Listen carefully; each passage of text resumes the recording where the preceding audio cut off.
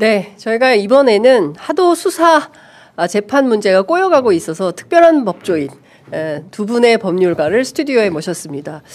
평생 검사하시다가 정치의 길로 가신 분이죠. 김용남 개혁신당 전 정책위 의장 모셨고요. 그리고 박지훈 변호사 두 분 모셨습니다. 어서 오십시오. 네, 안녕하세요. 네, 두 분은 요새 어떻게 잠을 좀 주무십니까? 제가 계속 수면 체크를 하고 있어요. 수면의 양과 질. 수면의 질이 매우 떨어져 있죠. 그러니까요. 예. 그러니까 그 중간에 깨더라도 항상 뉴스 체크를 하잖아요. 혹시 잡혔나? 이러면서. 그러니까요. 우리 박 변호사님은 옛날에는 뭐 저는 제가 하는 방송에 댓글들을 확인하려고 중간중간 깨고 이랬던 것 같아요. 근데 그런 습관이 많이 없어졌어요. 혹시 내 욕하는 사람 있나 보다. 혹시나 그러면 또 칭찬하는 사람 있나. 네. 근데 요즘 갑자기 또 그런 습관이 들었는데 댓글 확인이 아니고 지금 말한 똑같은 확인입니다. 네. 혹시나 밤사이에 검거됐나? 체포됐나? 아니 그러니까 공수처에서 혹시 새벽에 했을라나? 이런 거. 그러니까. 약간 기대를 갖고 기대를 갖고 저는 사실 잠이 별로 없기도 하고 5시 정도에 항상 일어나요. 근데 5시에 일어나기 전에 2시, 3시, 4시에 다 일어나요. 나랑 요새 나도 2시, 3시, 나도 1시간 단위, 30분 단위로 막 깨는데 그런 두 분을 위해서 저희가 광고 하나 소개하고 들어가겠습니다. 네, 벨라잇이라는 상품인데요. 잘 주무시지 못하시는 가족들을 위해서 건강한 밤을 선물해 보시기 바랍니다. 분주한 일상에 지친 부모님, 그리고 갱년기, 요새는 내란 때문에 잠을 못 드시는 분들이 너무 많습니다. 모두에게 딱 필요한 선물인데, 이게 100% 순수 식물성 멜라토닌이 함유된 상품입니다. 그래서 지친 하루를 편안한 단잠으로 채우고 마음의 여유와 건강한 리듬을 되찾아드리는 그런 상품인데요. 이 멜라토닌이 뭐냐?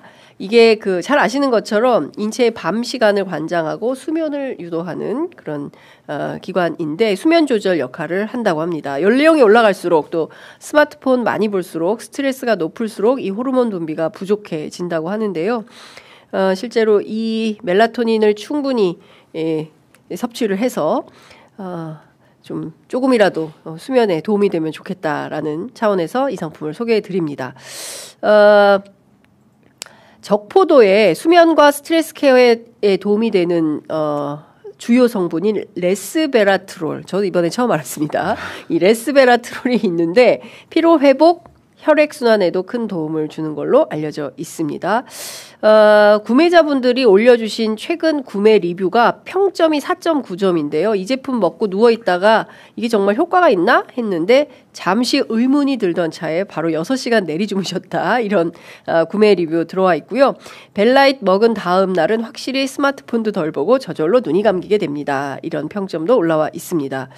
다가오는 설 맞이해서 2박스 구매하시면 1박스 더 드리고요. 체험분 일주일분 챙겨드리니까요. 꼭 가족의 밤을 평온하게 내란 때문에 잠 못 주무실 때 이 벨라잇을 드시고 주무시면 편안한 숙면 가능하다라는 말씀을 좀 드리겠습니다. 실제로 숙면에 도움을 주는 거고 그리고 특히 이제 광고주께서 얘기하십니다.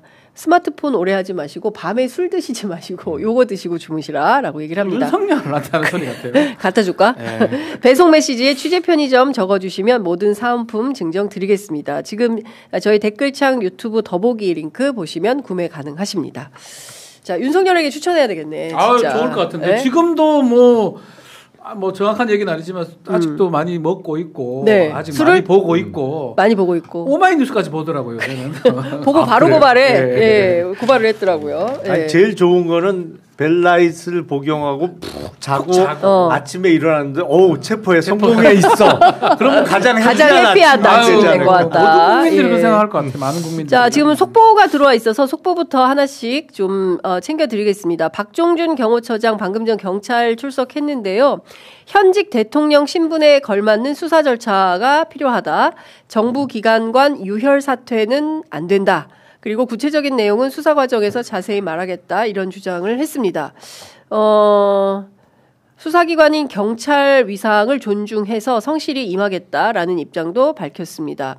처음부터 경찰 소환조사에 응할 생각이었는데 왜 이제야 나왔는지 모르겠습니다만 어쨌든 오늘 출석은 했습니다. 상당하게 전략 전술이 발휘되고 있는 것 같습니다. 이제껏 지금 보면 대통령도 3차 때 소환 불응했을 때 영장으로 갔거든요. 네. 그래서 2번까지는 거절하다가 3번째는 지금 나온 거고요. 아마도 이게 장기 뜨듯이, 바둑 뜨듯이 요래 뜨면 요래 뜨고 이런 상황으로 지금 보여요. 네. 그래서 이제 박종준도 만약에 내가 이번에 안 나갔을 때는 영장 나올 거고 체포영장 들고 윤석열 영장 박종준이 같이 들고 나올 거라고 요거를 막기 위해서 출두를 한 걸로 지금 보이고 다만 또 본인이 또 그렇게 하면 공수처나 국조본 입장에서는 또 다른 수를 써야 되겠죠. 네. 조사가 끝난 후에 긴급 체포를 또 생각할 수가 있습니다. 긴급 체포가 된다 그러면 박종준은 이제 못 돌아가는 거거든요. 뭐 안 된다 하더라도 일정 시간 동안은 이제 있어야 되니까 48시간이나 등등. 네. 그런 것들을 봤을 때는 앞으로도 이게 그냥 막무가내로 버티는 걸 알았는데 그 경호처의 어떤 핵심들은 아주 많은 생각을 하면서 전략을 짜면서 버티고 있었다. 이런 생각이 좀 드네요. 오늘 오는 거 보면서. 지금 방금 전에 T조, 네. TV조선 단독 보도가 하나 나왔는데요. 오늘 오후 2시까지 책임자들 국수본에 모여라라고 특히 형사기동대장 모두 집결하라고 지시를 내렸다고 하는데요. 오늘 체포 가능성이 있다고 보십니까? 어떻게 보세요? 충분히 가능하죠. 일단 경호처장이 공수처에 출석을 했기 때문에 제가 봐도 이번에 긴급 체포하는 게 맞아요. 긴급 체포하고 사후 구속영장을 치면 뭐 영장이 발부될 가능성도 물론 높지만 만에 하나 뭐 가능성은 낮지만 그래도 구속영장이 기각이 되더라도 거의 72시간 후에나 풀려나는 것이거든요. 네. 그러니까 48시간 데리고 있을 수 있고 네. 구속영장을 치면 구속영장에 대한 심사 네. 그러니까 뭐 영장 재판 받고 영장의 결과가 나와야 이제 풀려나는 거기 때문에 네. 거의 사나흘은 이제 구금 상태에 있는 겁니다. 박종준 처장이. 박종준이. 그러니까 지금 경호처에 있어서 사실은 대부분의 경호관들은 이게 뭐 지킬 생각이 없어요. 그러니까, 의지도 없고 내가 왜 내란 수계를 지키느냐고 내가 이 공무원 목숨을 걸어야 돼요. 네. 그러니까 위에서 하라고 하니까 할 수 없이 했던 건데 네. 박종준이 구금되어 있는 상태에서 그 경찰이 들어가면 네. 뭐 쉽게 체포영장을 집행할 수 있겠죠. 그리고 저는 긴급 체포의 필요성도 큰 게 네. 오늘은 마지못해 3차 소환에 응했지만 다음엔 또 안 나올 가능성이 크거든요. 네. 그러니까 도주의 염려도 큰 거고 무엇보다도 특수공무집행방해로 일단 조사를 받고 또 내란의 공범 여부도 수사를 받을 텐데 네. 오늘 그냥 풀어주면 특수공무집행방해의 재범의 가능성이 크잖아요. 예. 다음에 또 그럴 테니까. 그래서 오히려 법률적으로도 긴급 체포하는 게 맞죠. 하나 좀 더 봐야 되는 게 네. 차장이 또 있습니다. 네, 김성훈 차장. 네. 그러니까 이게 저는 이런 생각도 들어요. 네. 일단 처장보다는 차장이 좀 더 좀 강성이고 네, 더 김건희 라인 등등 얘기가 있기 때문에 처장을 또 보내놓고 차장을 통해서 할 가능성도 있습니다. 지휘를. 다만 차장도 지금 소환 통보가 돼 있는 상황이에요. 네. 차장은 뭐 월요일인가 뭐 지금 시간이 3차가 2차가 되는데 네. 일단은 좀 지켜봐야 되긴 해요. 뭐 말씀대로 좀 박종준은 붙잡아 놨다고 생각이 드는데 네. 또 차장을 중심으로 경호처가 움직일 가능성도 배제할 수 없는 거기 때문에 하여튼 공조본이나 이런 데서 상당히 꼼꼼하게 이걸 접근해야 되지 박종준이 없으니까 다 끝났다 이렇게 생각해서는 절대 안 됩니다. 그럼요. 그게 약간 전략적으로 조금 아쉬운 점들이 있어요. 사실은 같은 날짜에 소환을 하든지 좀 붙여서 소환을 해주 왜 이렇게 띄엄띄엄 소환을 하는지 모르겠어요. 네. 오늘 아침 MBC 라디오 김종배의 시선 집중에 시선을 밝힐 수 없는 경호처 직원이 편지를 보냈어요. 그 내용을 조금 소개해드리면 현재 근무 중이다. 춥고 불안하다. 네, 공조본에서 올 것 같은데 제대로 해줬으면 좋겠다. 대다수 직원은 명령이라 마지못해 여기고 있다. 그냥 열어줄 수 없으니 서 있는 정도다. 지휘부와 김용현, 김건희 라인만 살아있고 1번 직원들은 동요가 크다. 지휘부는 어차피 무너지면 자기들도 끝이라 발악하는 것 같다.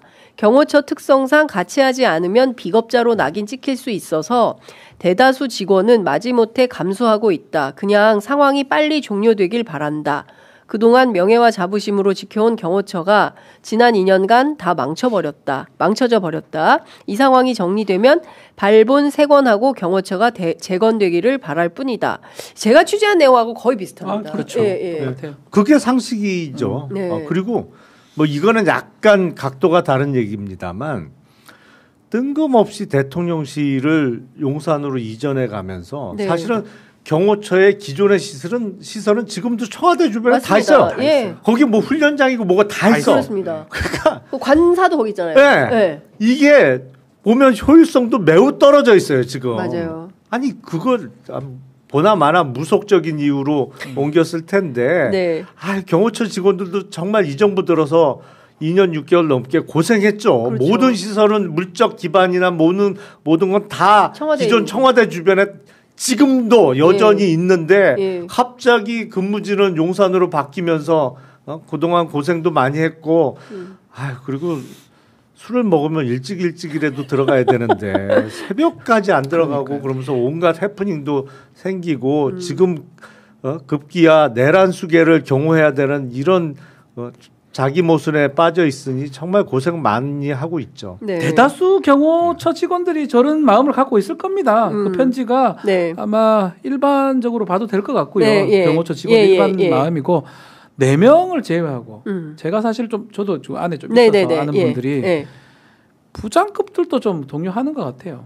그분들은 이제 그 경계선상에 어공 중간 간부 정도인데 결국은 4명인 거예요. 그 부장 가족부장, 뭐 본부장, 경호본부장, 뭐 차장, 처장, 요 4명이 이제 핵심 같이 보입니다. 네, 그 4명을 일단 걷어내면 특별하게 의지는 없다는 거예요. 밀면 밀린다. 맞아요. 우리를 밟고 가라. 그래야 경호처도 살고 국가도 산다. 그러니까 소위 얘기하는 김건희 라인 용현파, 김용현이 뿌려놓은 씨앗들을 제거하고 경호처에 재건을 해야 된다라는 이제 얘기를 하고 있는데요.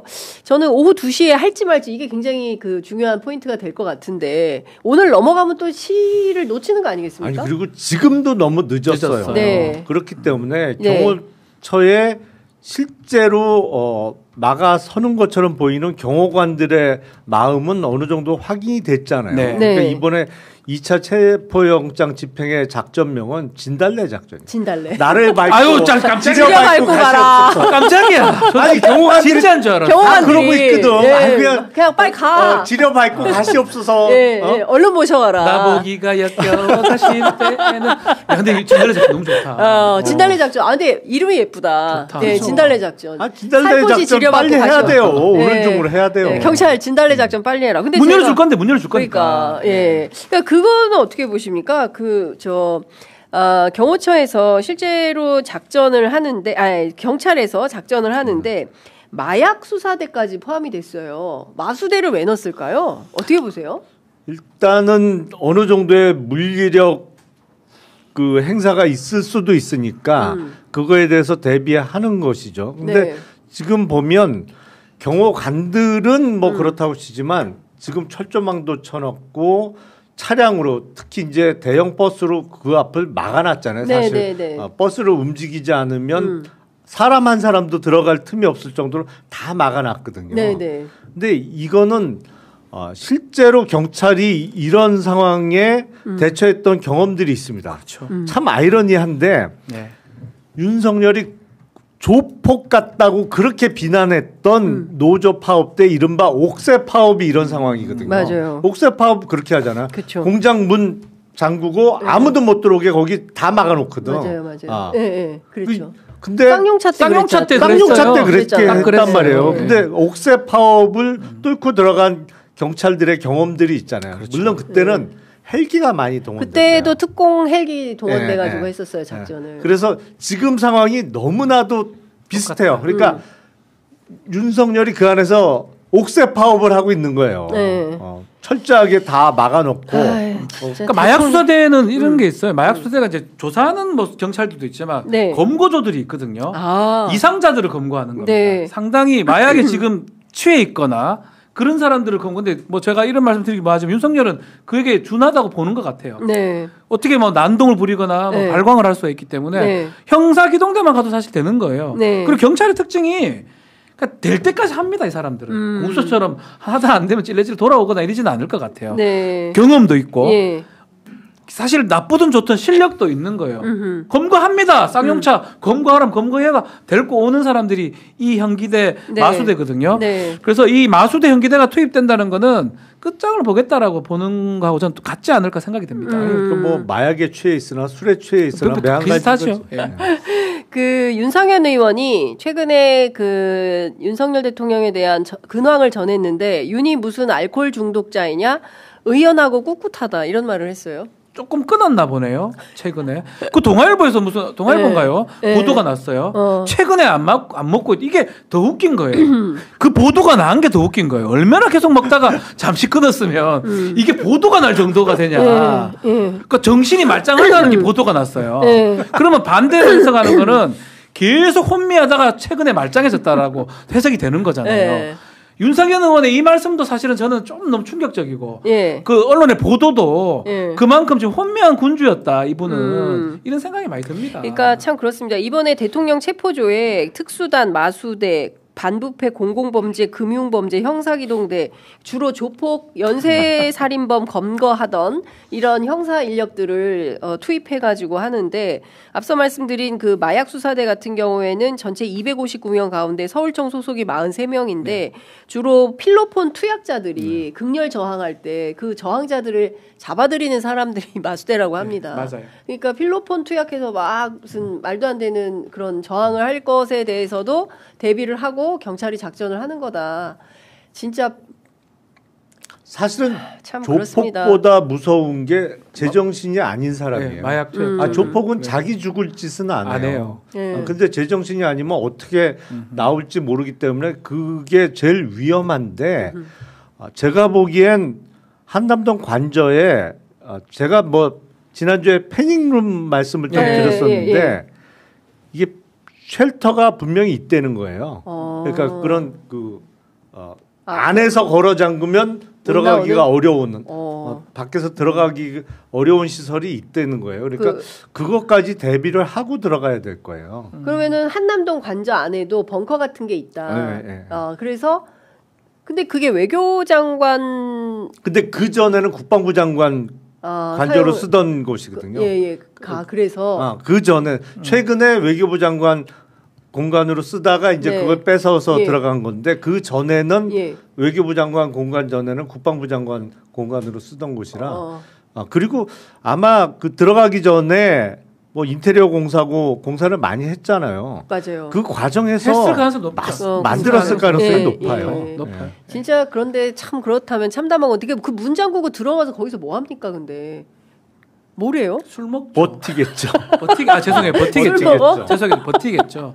근데 실제로 국회의원 중에도 그런 경우가 있었어요. 옛날에 이제 지금은 정계 은퇴를 하신 지 오래됐습니다만 정영근 의원이라고 정영근 의원 정영근 의원이 제 기억에 김대중 정부 시절인데 그때 체포하러 갔어요. 검사하고 이제 수사관들이. 근데 밤에 가니까 내가 옷 갈아입고 나오겠다고 들어가서 문을 걸어 잠그고 자기 지지자들을 전화로 불렀어요. 그래서 갑자기 지지자들 수백 명이 오면서 결국에는 그 체포영장 집행에 실패했어요. 그때 검사가. 그러니까 그런 예들이 몇 명이 있더라고요. 이인재도 있고요. 이인재도 있고. 하나갑 의원도 있고 뭐 그런 일이 있었는데 저는 이번에는 진짜 전 국민과 전 세계가 그리고 한국 경제가 어떻게 되는지에 대한 그 정말 명운이 걸려 있는 체포영장 집행 과정이기 때문에 실패하면 안 된다. 실패해서는 안 된다라는 생각이 좀 듭니다. 그 세계적인 3대 그 신용평가 기관들이 지금 불확실성이 높아지고 있기 때문에 매우 경제가 위험하다라는 평가가 나왔더라고요. 아니, 경고를 이미 했었어요. 그러니까 떨어진다. 니네 이거 탄핵 정국 오래 끌면 그렇습니다. 신용 등급 떨어질 거다. 뭐 경고를 이미 했거든. 걔네들은 그냥은 안 해. 경고는 던져놓고 나중에 강등시키는데 문제는 강등되는 순간에 안 그래도 지금 금리를 못 낮추는 형편인데 금리가 그때는 낮추는 게 아니고 오히려 위로 오죠. 튀어 올라가죠. 그러면 뭐 한국 국채값도 떨어지는 거고 뭐 모든 게 이자율이 더 올라가니까 안 그래도 힘든데 훨씬 힘들어지고 이러다 정말 큰일 쳐요. 네. 최상목 경제부총리 아닙니까? 알고 있죠. 본인도. 알고 있는데 저는 계속적으로 뭐 얘기를 하고 의심스러운 부분이 그 A4 용지 때문에 자유롭지 못한 것 같아요. 그러니까 지금 이렇게 두 발 다 본인이 제일 잘 알아요. 네. 어쩌면 만약에 신용등급 떨어지면 본인이 책임을 다 져야 되고 그래서 2명은 임명을 한 게 또 뭐 이창용 총재도 얘기했다고 하고 근데 끝까지 마지노를 자꾸 뭔가 끝에 있는 거는 뭐냐면 경호처에 대해서 얘기도 안 하고 이런 건 뭐냐면 본인 관련성 때문에 그런 거 아닌가 싶거든요, 사실은. 그렇겠죠. 그 쪽지를 받았던 건 내란의 주요 종사자가 됩니다. 네. 아마 본인이 그게 가장 불안하고 두렵기 때문에 윤석열이 잡혀들어가면 본인도 잡혀들어간다라고 막 강력하게 생각을 하고 있는 것 같아요. 그래서 공익 사익이잖아요. 네. 저라면 공익을 생각할 건 왜냐하면 자기 직책이 경제부총리입니다. 그렇습니다. 경제장관이에요. 그럼에도 불구하고 고민을 하고 있는 것 같아요. 지금이라도 경호처 어떻게 얘기를 하면 사실 해결될 일이거든요. 그렇습니다. 경호처 빠져나와라 그러면 딸랑 3명, 4명 남아있을 거예요. 그러니까 지금 그래서 관련해서 박종준 경호처장도 무슨 얘기를 했냐면 최상모 경제부총리가 최대행께서 좀 중재를 해라. 정부 기관 간 경호처하고 경찰이 충돌 가능성이 있기 때문에 그거를 방지하는 차원에서 최상목이 역할을 좀 해라라고 박종준 경호처장도 얘기를 하고 있는 거예요. 이상하네. 이게 참 서로 딜레마. 폭탄 돌리게 하는 것도 근데 아니고. 아마 그 방향이 조금 다르겠죠. 우리가 생각하는 거와는 다른 방향으로 박종준 입장에서는 도우라는 거잖아요. 경찰을 좀 해서 좀 말려라.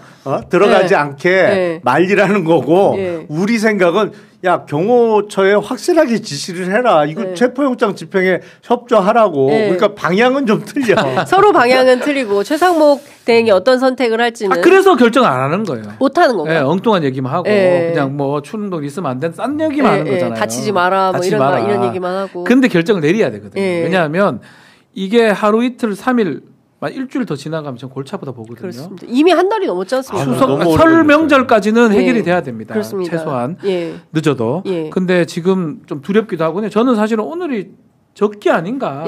박종준이 잡아왔고 오늘부터 주말까지 해결해야 된다 무조건. 주말 내. 그다음에 이제 사실상 다음 주부터는 설 명절 좀 연휴 기간으로 봐야 되는 거 아니겠습니까? 그렇죠. 그렇기 때문에 이제 이번 주 안에 작전을 하지 못하면 명절까지 이 여파가 가는 거기 때문에 오늘이 적기다. 사실은 공수처가 제대로 했으면 아마 설 명절 전에 피고인 윤석열의 내란 수계 공소장이 나와야 돼요. 기소도 됐을 거예요. 그러니까 기소가 되면서 체포하면 20일 내로 공소장이 나오니까 그러면 설 명절 전에 나왔어야 된다고. 다 해결될 일이에요, 사실은. 그러면 뭐 안 그래도 분명하고 명백한 사안입니다만 피고인 윤석열의 내란 수계 공소장이 헌재의 그 탄핵 재판의 증거로 제출되면서 사실은 쭉 그냥 불명확성이 해소되는 거죠.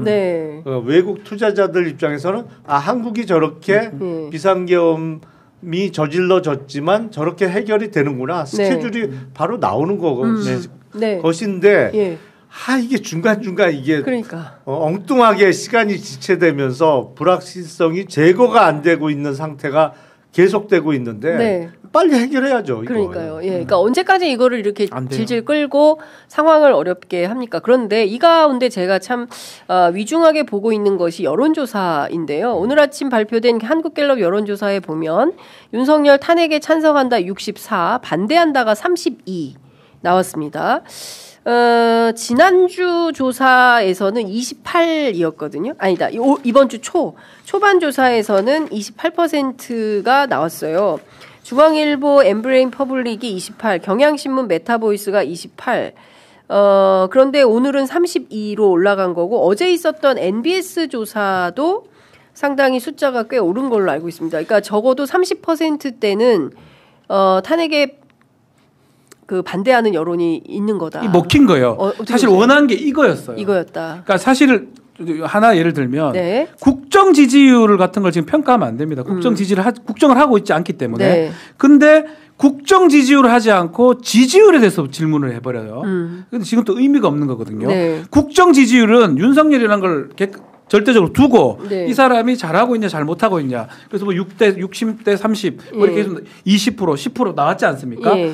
근데 이거는 지금 조사하면 안 되니까 어떤 조사를 하게 시작했냐면 윤석열을 지지하냐 지지하지 않냐 이 조사를 해버린 거예요. 그렇죠. 이건 정치적으로 보는 거거든요. 네. 국민의힘을 지지하냐 민주당을 지지하냐 이 질문은 똑같은 거예요. 거의 그렇죠. 보수 진영은 민주당 지지하지 않습니다. 그 질문을 했을 때 국정 지지를 물어보면 많이 떨어지더라도 윤석열을 지지하자 지지하지 않냐 이 질문을 하면 안 되는 타임에 해버리기 때문에 뭐 저는 그 조사도 잘못됐다고 보지만 네. 40%까지 나오는 거예요. 그렇습니다. 탄핵도 마찬가지예요. 지금 단계에서 정치 지형화돼 버렸어요. 그러니까 여론조사 회사가 저는 뭐 충분히 할 수는 있다고 보지만 질문지도 그렇고 뭔가 의도를 갖고 지금 하는 게 아니냐 일부 여론조사는 네. 그런 측면은 나중에 문제가 많이 될 것 같습니다. 그거 40% 나온 한국 여론 평판 연구소인가 거기 조사는 문항 설계 자체가 문제가 잘못했어요. 많았는데 그렇죠. 그래도 NBS나 한국갤럽 같은 경우에는 정통성이 있는 조사 아니겠습니까?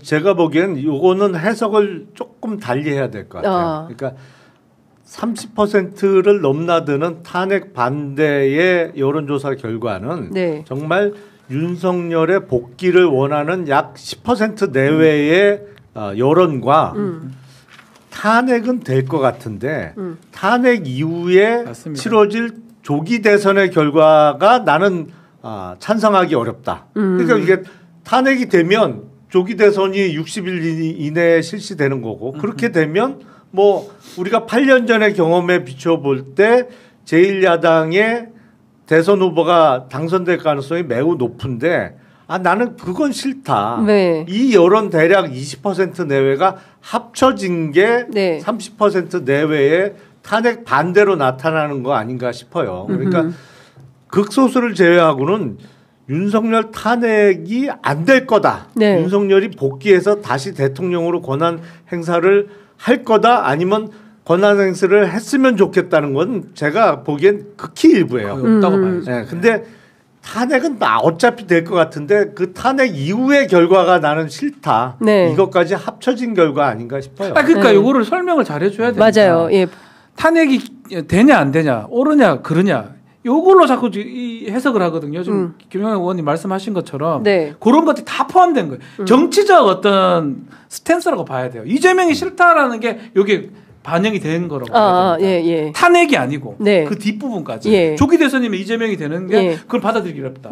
조기 대선 안 가려면 탄핵되면 안 되지 않느냐. 이런 논리까지 전개가 되는 거거든요. 그렇죠. 그러니까 지금 상황을 보면 양대 정당에 대한 그 지지도 조사가 국민의힘 이번 주 조사에서 한국갤럽 조사입니다. 34, 더불어민주당이 36, 그리고 무당층이 19% 나왔는데요. 이거는 12.3 비상계엄 이전의 지지율로 돌아갔다라는 겁니다. 그러니까 그럼 왜 그런 거냐?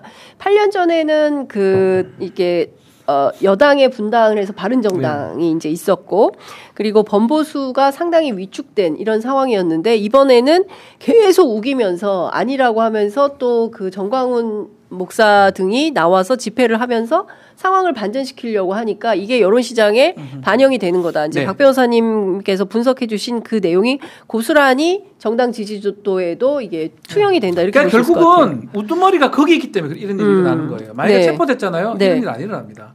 지금 벗대고 앉아 있고 또 그것을 본인이 의도한지는 모르겠어요. 옆에 네. 있는 딴 사람이 의도한지 몰라도 국민의힘 의원들도 마찬가지고요. 그 안에 있으니까 어떤 논리를 사실 제가 봤을 때 거의 다 생떼고 어거지 쓰는 건데 네. 뭐든지 가가지고 너한테 뺏지 않느냐, 뭐 소리를 막 하고 있거든요. 네. 법률가들도 그 이유는 딱 하나입니다. 이런 상황을 만들고 위해서. 네. 그리고 국민들 중에 일부가 또 보수 언론도 마찬가지고 헤드라인을 그렇게 달기 때문에. 그래서 결집하는 효과라고 봐야 되겠죠. 제일 큰 이유는 사실은 타이밍을 놓쳐서 그래요. 그렇죠. 맞아요. 사실은 12월 3일 날 밤에 비상계엄 선포되고 바로 해제가 된 이후에 12월 7일 날 토요일 날 탄핵 소추가 이루어지고 그 다음 주에는 윤석열이 구속이 됐었어요. 맞아요. 예. 그 스케줄로 가면 국힘도 이런 스탠스하고는 전혀 다른 모습으로 갔을 거예요. 예. 그러면서 이거는 완전히 사고 친 거야. 정신 이상한 사람이. 네. 그리고 여기는 그냥 우리 사회에서 그 어떤 격리가 이루어지면서 네.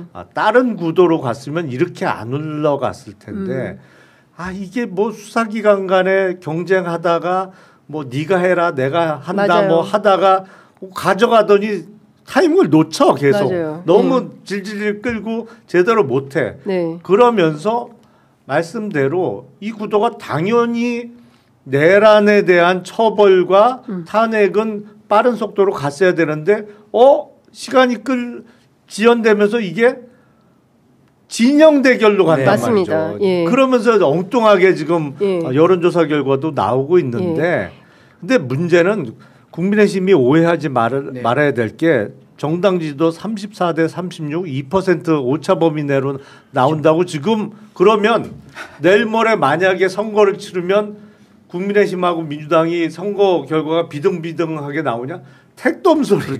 네, 일방적으로 깨지는 구도예요. 이거는 왜냐하면 그렇습니다. 선거 결과는 중도층이 결정하는 건데 네. 중도층은 지금 국민의힘의 행태를 이해할 수 없거든요. 저거 정신 나간 사람들 아니냐라는 게 상식적인 중도층의 판단이기 때문에 이 상태로는 국민의힘이 살아남기가 어려운 구도인데 판단을 잘못하고 있어요. 그러니까 저는 그게 배수의 진을 얘기를 하잖아요. 네. 배수의 진을 처음에는 치려고 했지만 아마 이런 생각도 있었을 거예요. 빨리 체포가 되거나 해결이 되면 국민의힘은 그걸 선택할 수밖에 없는 상황인데 계속 시간이 끌어지니까 계속 배수의 진, 더 배수의 진을 치고 있는 거거든요. 김영남 의원이 지금 말씀하셨지만 궁극적으로 봤을 때는 국민의힘한테는 이게 악재가 될 가능성이 매우 높습니다. 그렇습니다. 옛날 새누리당 때 박근혜가 비대위원장이가 부활할 때 그때 지역감정 이용해가지고 결국은 정상정당으로 다시 돌아왔었잖아요. 그때는 이게 가능했었지만 지금의 일은 차떼기 그때 뭐 이런 일하고 지금 내란하고 많은 국민들이 목도한 상황하고 과연 같이 볼 수 있을까? 그렇습니다. 그 말씀에 중도층이 매우 중요합니다.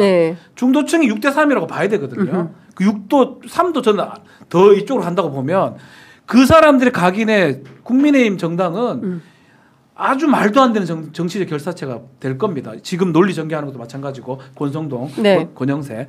그래서 궁극적으로는 선거가 좀 총선이 멀리 있기 때문에 그렇진 않지만 궁극적으로 앞으로 선거에서 매우 안 좋아질 가능성이 높다. 특히 20, 30대. 그렇습니다. 네. 그러니까 이게 지금 잘 봐야 되는데 진영 대결이 아니라 내란 수괴에 대한 진압.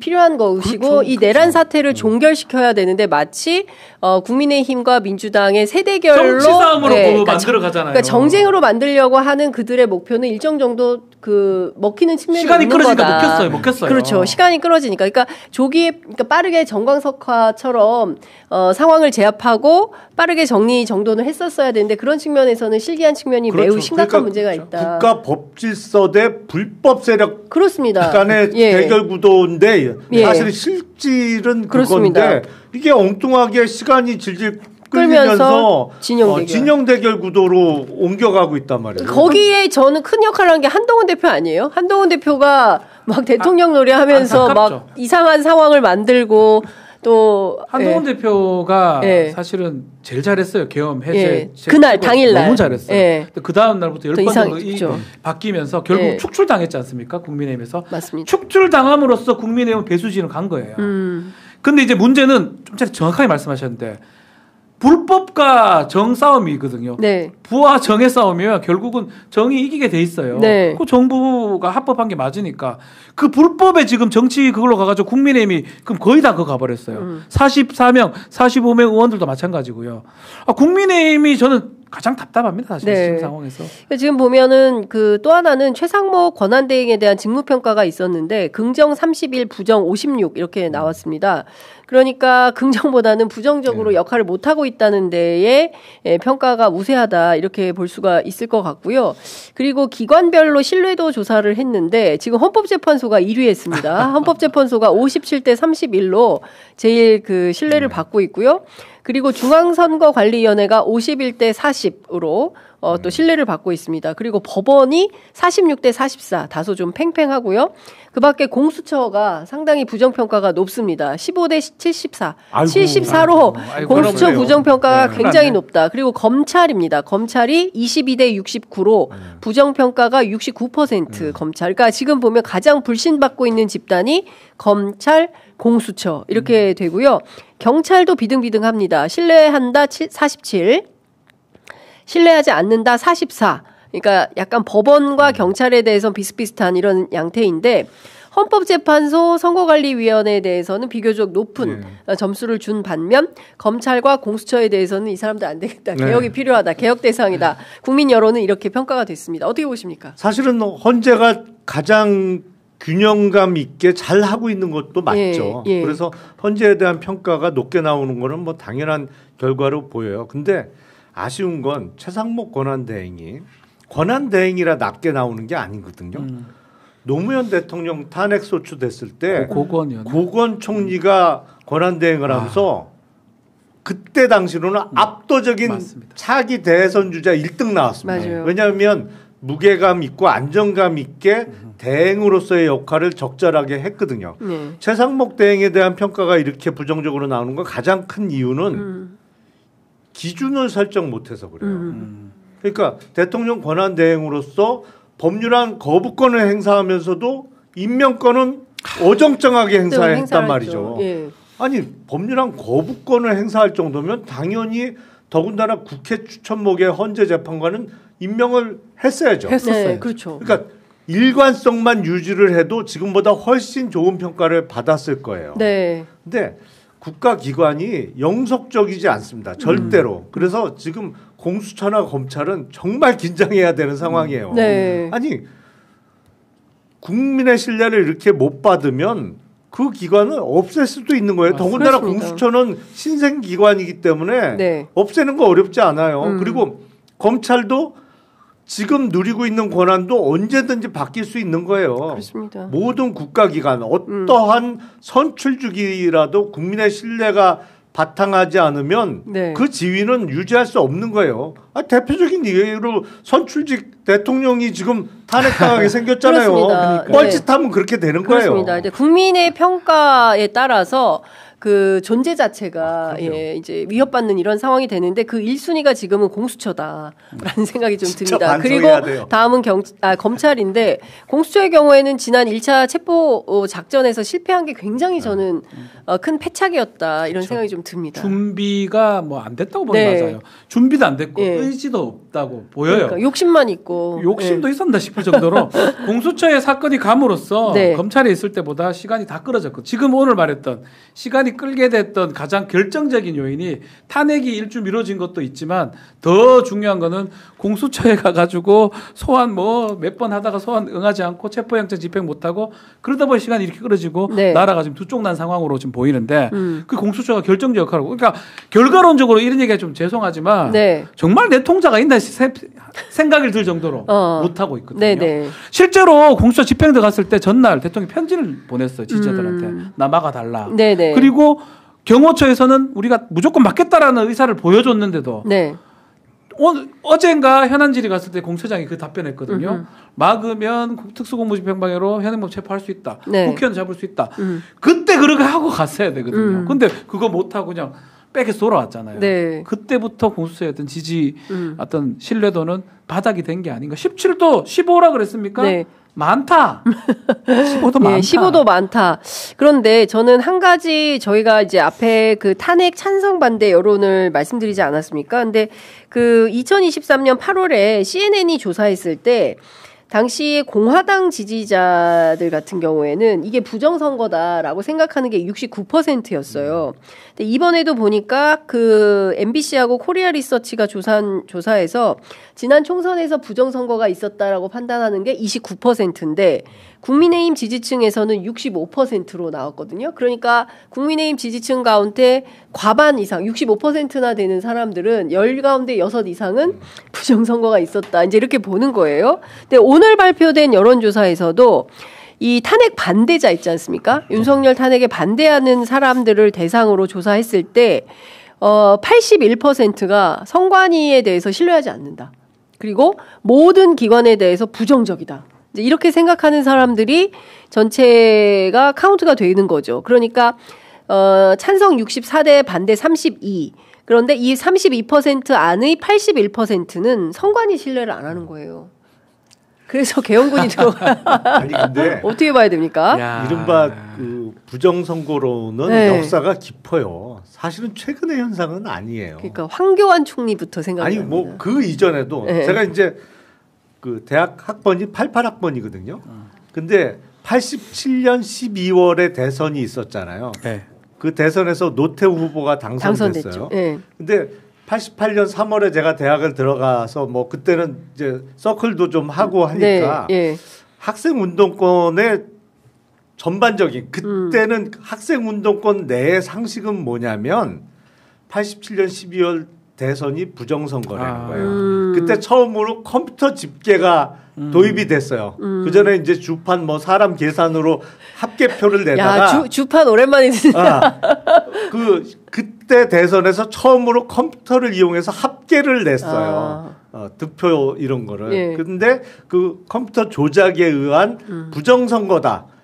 그게 그때 당시로는 이의를 달 수 없는 운동권 내에서는 그냥 상식으로 통용되고 그거에서 과연 그게 가능해요? 뭐 이런 얘기하면 이제 선배들한테 혼나고 뭐 이런 거였거든요. 그러니까 그 본인 이게 정치적 지지도 일종의 연애 감정 비슷하잖아요. 본인이 응원하고 좋아하는 정치인은 뭐 연애 상대처럼 꼭 잘 되고 그 사람의 좋은 면만 눈에 보이고 그 사람을 미워하거나 반대하면 이해할 수 없는 거예요. 뭐 그런 일종의 그런 감정이 있기 때문에 항상 정치적인 결과로서의 투표 결과를 받아들이기 그렇죠. 쉽지 않은 네. 그런 게 분명히 있다 보니까 부정선거론이 쉽게 먹히는 측면이 있는데 네. 제가 그때 그 88년, 89년 대학 그 다닐 때 갖는 의문은 그거였어요. 아니 그게 정말 부정선거였으면 한두 사람이 관여하지 않았을 텐데 많은 사람들이 관여해야 할 수밖에 없는데 그중에 양심선언을 하는 사람이 한 명도 안 나온다고? 그게 어떻게 계속 비밀로 지켜질 수 있다고? 그런 의문을 가졌었거든요. 네. 아니 그거는 지금도 마찬가지예요. 똑같아요. 정말로 총선이 최근 2번의 총선이 부정선거였다? 한두 사람의 그 조작으로 가능해요, 그게? 몇만 명이 개입해야 돼요. 그러니까. 그 투표 용지부터 그 가짜야 부정선거가 그러니까, 된다면서요? 그건 이제 본인이 받아들이기 싫은 투표 결과가 나온 거에 대해서 네. 뭐 그런 얘기가 좀 더 귀에 솔깃하게 다가오는 측면은 있을 수 있는데 네. 그걸 정말 믿으시면 안 됩니다. 이거는 불가능해요. 민주당 진보 진영도 마찬가지예요. 이런 얘기 똑같은 일이 있었거든요. 박근혜랑 문재인 그 당시 선거 2012년? 때 누가 봐도 본인들이 봐서 문재인 당선될 것 같은데 안 네. 되니까 네. 뭔가 부정선거가 작동한 거 아니냐. 네. 그 믿음이 확고했던 적도 있었어요. 저도 똑같은 생각을 했었거든요. 네. 아니 몇만 명이 세뇌당하거나 그래야 돼. 가능한 일이냐. 모든 선거 지역의 선거 투표 개표 장소에 다 참관인들이 있는데 그거 다 어떻게 그 사람들을 네. 어떻게 하냐. 그러니까 똑같은 일들이 일어나는데 저는 여기서 또 플러스가 되는 게 뭐 민주당도 그렇고 국민의힘 쪽도 그렇긴 하지만 유튜버가 역할을 하는 것 같아요. 네. 유튜버들의 특징이 뭐냐면 뭐 돈벌이도 한다고 항상 얘기를 하지만 이쪽 이긴다고 계속 얘기를 해요. 우리가 이긴다 하면 돈이 들어오잖아요. 네. 졌어요. 그럼 할 말이 없잖아요. 부정선거니까 진 거다. 이긴 거 맞다. 또 돈이 들어와요. 유튜버들이. 이 악의 고리가 형성되는 것 같아요. 제가 봤을 때는. 그러니까 어제 국회 본회의장에서도 그 얘기가 많이 나왔어요. 네. 보수 유튜버들의 수익이 엄청나게 올라가고 있다. 그런 거에 대해서 경제 관료들 어떻게 생각하냐 뭐 이런 것들이 물어보고 그러던데. 야, 근데 이게 영업용에 우리가 속고 있다 그러면 네. 국민들이 좀 정신을 바짝 차려야 되고, 그게 우둔하게 넘어가면 안 된다라는 생각이 좀 듭니다. 여하튼 지금 이런 그 여론이 더 확장되지 않는 게 필요하고, 중요한 것은 오늘 김용남 의원님께서 역시 오민시. 50대 민주투사가 된 시장주의자. 오민시. 이건 우리 김용남 의원님을 확실하게 정리해 주셨어요. 저는 오랫동안 봐가지고 합리적이세요. 그러니까요. 그리고 뭐 또 민주당이 다 완전 민주 진보는 아니잖아요. 저는 좀 보수 정당이라고 보는데 네. 국민의힘이 지금 더 나쁜 쪽으로 가버려서 오른쪽으로 가버려서 문제가 되는 거지. 저는 김영호는 이렇게 오랫동안 봤지만 저는 합리적이라고 항상 얘기를 했었거든요. 그러니까. 엄청 진보적이진 않지만 50대의 민주시민이 됐다. 그건 좀 민주투사. 좀 그런 거 아닌가. 아니 근데 계엄 때문에 그렇게 된 것 같아요. 계엄 때문에. 계엄 때문에. 저는 투사형 인물은 아니에요. 근데 이거는 투사를 만들어줬지 나를. 이거는 못 참지. 이거는 진짜. 그러니까 비상계엄은 너무 선을 넘은 거지. 이거는. 특히 이 시장주의자 입장에서는 이거 좀 장사 망하게 생겼는데 맞습니다. 회사 기업 다 망하게 생겼는데 무슨 가장 비상계엄이야. 그 기업이나 자본 그걸 많이 하시는 또 법조인이시잖아요. 그렇죠. 아마 만약에 이제 사실은 또 얘기하면 슬프겠죠. 수원시장 직전 요마에 떨어졌어요. 그걸 하셨으면 그 역할을 큰 일을 하셨을 거예요. 제가 사실 보고 있었어요. 이제 전화를 드릴까 문자라도 축하드립니다. 이거 하다가 그때 유력까지 얘기해도 되나? 기분 나쁘시죠? 당선 유력? 유력까지 떴어요, 제가. 확실까지 떴어요. 확실까지 떴어요. 확실까지. 문자를 드릴까 싶다가. 제가 정말 유력에서 확실까지 잠시 떴다가 결과가 뒤집혀서 낙선한 사람이에요. 0.5% 차이로 졌는데 맞습니다. 하지만 저는 부정선거를 믿지 않습니다.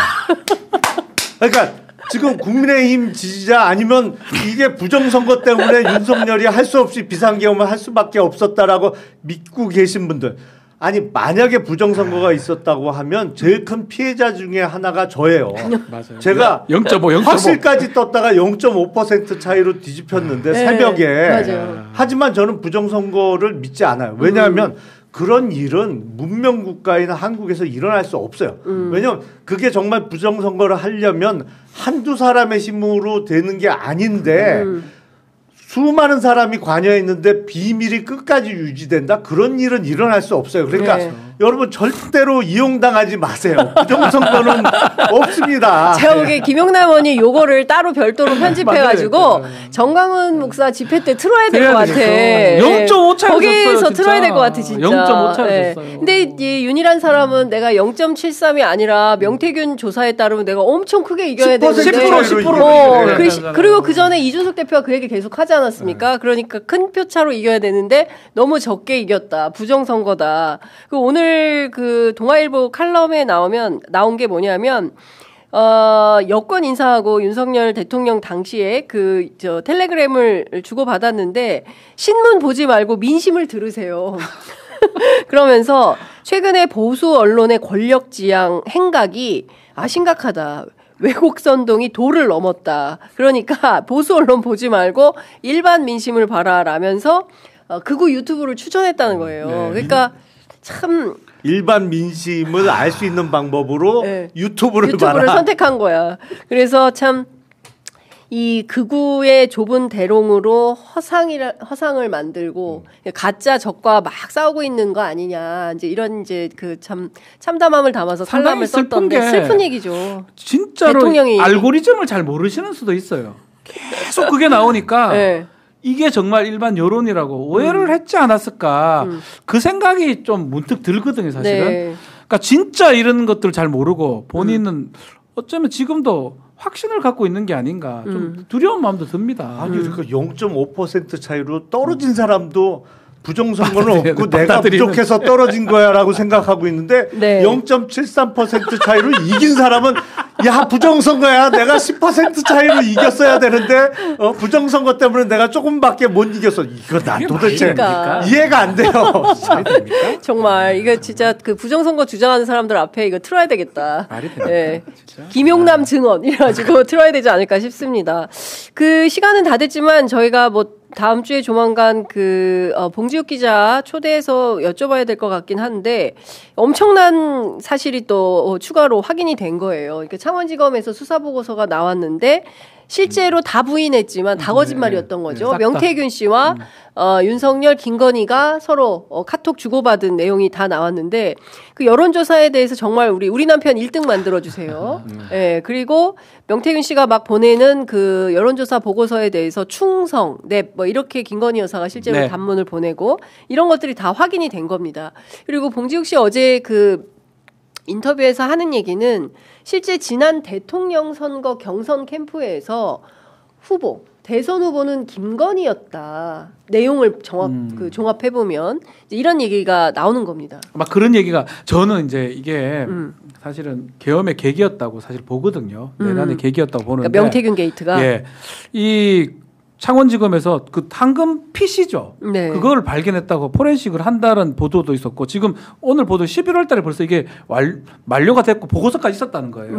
그럼 대통령실이나 민정실을 통해서 보고됐을 가능성도 있고 원래는 다른 식으로 어떤 계엄이나 유도를 하려고 하다가 12월 3일이라는 시점을 택했던 것 같고 네. 11월 며칠인가요? 그때 대통령 대국민 담화할 때 다 거짓말했던 거예요. 전혀 모른다 명태균. 다 거짓말이지 여기 나오고 있잖아요. 네. 전 더 두려운 게 2차, 3차, 4차 아마 이 황금 PC의 자료들이 나올 겁니다. 네네. 텔레그램이든 그게 카카오톡이든 나오게 되면 아마 우리가 그래서 계엄했구나라고 알 수 있을 정도의 자료가 나올 수 있을 네. 것 같아요. 아하!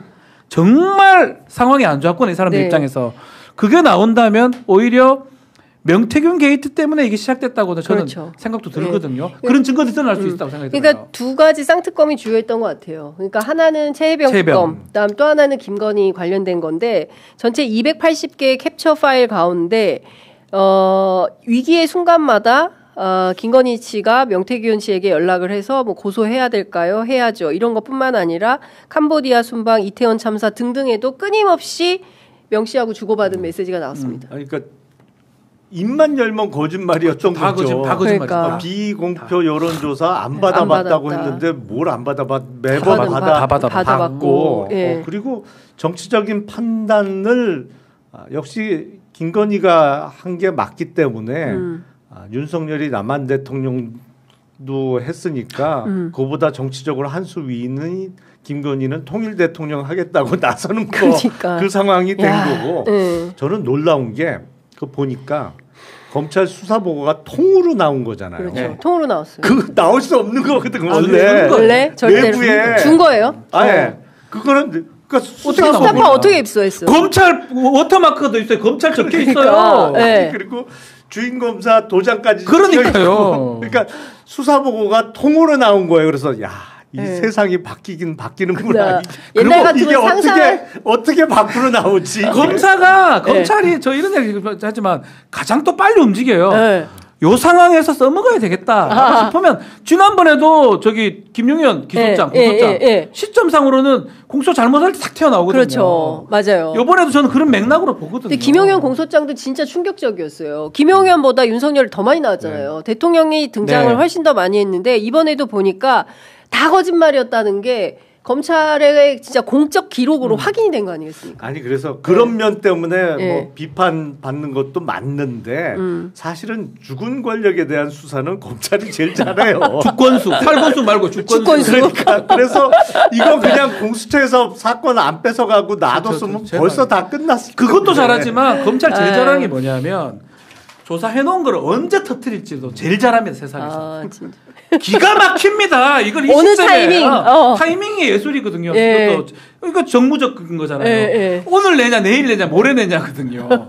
기가 막힐 때 창원지검 것도 나온 거예요. 그러니까요. 사실은. 예. 근데 앞으로 더 나올 게 보십시오. 어떤 건지 진짜 찬란한 기록들이 나올 것 같다라는 진짜 생각이 좀 듭니다. 명태균 묻은 사람들은 좀 퇴출돼야 돼요. 예. 저 다 묻었다고 맞아요. 보는데요. 네. 박형준 시장까지 나왔잖아요. 지금. 아니, 박형준 시장도 여러 나오고 더 사람이 나왔. 있죠. 그러니까 그 강혜경 씨 저희 인터뷰에서 밝힌 바에 따르면 박형준은 끝이 아니고 시작이다. 그리고 더 많은 정치인들이 더 많은 여론조사를 의뢰했었고 관련된 내용들은 나올 것이다. 조은희 의원도 약과다. 뭐 이런 얘기가 나왔기 때문에 사실상 이것 때문에 김건희 특검을 못 받는다는 거예요. 그래서 조은희 의원도 막 앞장서던데. 맨 앞줄에 그거 있어요. 나왔어요. 요네 맨 앞줄. 사명에 갔어요. 사실상 맨 앞에 있어. 맨 앞에. 윤상현, 조은희 예. 같은 동료 그러니까. 3년이에요. 지금. 그러니까 이 체제가 흔들리면 자기가 죽겠는 사람들이 다 그렇죠. 튀어나오는 목숨 겁니다. 걸고 거리로. 막아야죠. 그리고 어제 말씀 주셨지만 내일 있을 그 정광훈 집회에 국민의힘 동원령이 내려졌다면 18일 집회. 예. 18일 집회에 당협별로 이제 50명 이상씩 50명씩 50명 이상씩 야. 미니멈이 50명. 최하 50명 와야 된다. 네, 50명 이상씩 참석하라고 이제 그러니까 지금 권영세 비대위의 성격이 딱 거기서 나오는 그렇죠. 거예요. 그대로 나오죠. 그러네요. 네. 예. 근데 그러면 같이 하냐? 같이 하는 건 아닌데 옆에서 한다. 옆에서 야 같이는 못하고 아니 옆에서. 근데 2019년 10월 때 그때 황교안 대표 시절에도 그런 식으로 많이 집회를 했어요. 사실상 정광훈 목사가 광화문 거기서 집회를 하는데 옆에서 하면서 이렇게 크게 보면 다 한 덩어리야. 한 덩어리야. 진짜 이 참 그렇다라는 생각이 좀 듭니다. 그러니까 지금 정말 보수 정당이라면 그 국법 질서가 훼손되는 것은 참을 수가 없는 것이고 기존에 있는 헌정 질서를 최대한 유지하고 이걸 흔들면 그것은 반국가 세력이다 이렇게 비판을 해야 되는데 네. 자기들이 지금 이게 지금 해석을 장경태 의원이었나요? 네. 뭐 이제 위원 정당 얘기들을 했었어요. 네. 그 길을 좀 가는 것 같아요. 지금이라도 그만둬야 되거든요. 저는 사실은 정치적 결사체가 제대로 작동하지 못하면 우리나라도 슬픈 거예요. 보수 진영이 있어야 되는 거잖아요, 사실은. 그러니까 이게 지금이라도 정신을 차려야 되는데 하는 꼴을 봤을 때는 전혀 차릴 기미가 없다. 그러니까요. 참 걱정입니다. 윤 측의 논란과 관련해서 한 가지씩만 여쭤볼게요. 평화적 계엄이라는 말을 했어요. 정말? 그리고 법치주의 붕괴로 이어지기 때문에 사실상 이거 불구속 수사를 요구하고 있는 것 같거든요. 그리고 인권위원회에서 불구속 수사 권고를 했습니다. 이것만 좀 듣게 했습니다. 자, 참 답답한데 네. 와, 우리나라 헌법의 명문의 규정으로 나와 있어요. 현직 대통령은 불소추 특권이 있습니다. 네. 그러니까 간단하게 말씀드리면 네. 대통령이 실수로든 고의로든 사람을 죽여도 그러니까 살인죄를 저질러도 현직 대통령 신분인 시절에는 기소는 안 당해요. 적어도. 네. 살인죄로 기소당할 일은 없게 해주겠다는 게 우리 헌법의 명문으로 나와 있어요. 단 2개는 절대 용서 못한다. 뭐냐? 내란죄하고 외환죄를 저질렀을 때는 용서할 수 없다. 네. 그게 우리 헌법 정신이고 명문으로 확인이 돼요. 근데 지금 이게 딴 게 아니고 내란을 저질른 것이거든요. 예. 헌법에 왜 2개는 절대 용서 못한다고 정해놨겠어요. 용서해서는 안 되거든. 네. 나라를 망가뜨리고 나라를 팔아먹는 일이기 때문에. 근데 그걸 저질렀는데 불구속을 해야 된다고?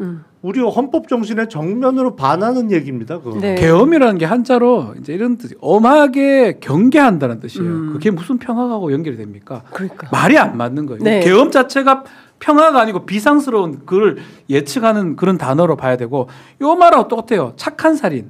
없어. 있다.